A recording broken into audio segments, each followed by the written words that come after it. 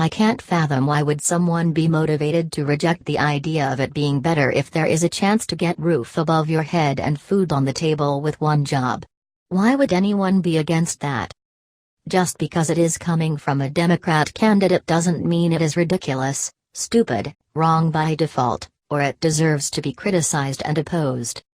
It really doesn't make sense. Why would someone oppose some side even in what is totally not wrong in any way?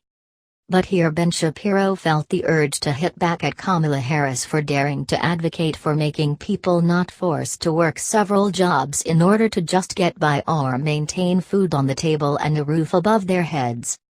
It may not be surprising when someone who is that high-ranking says something ridiculous.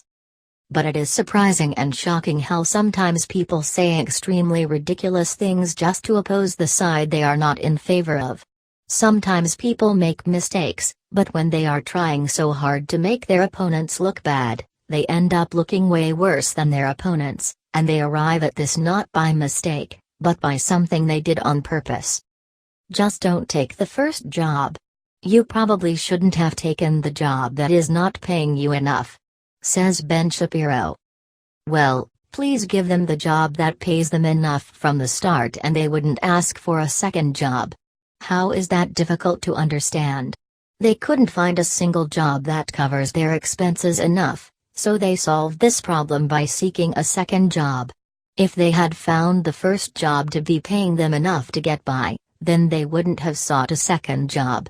You are just telling them to not settle for a low-paying job and do not accept it from the start as if that option was available to them, but they chose to reject it, dump it, or not take it.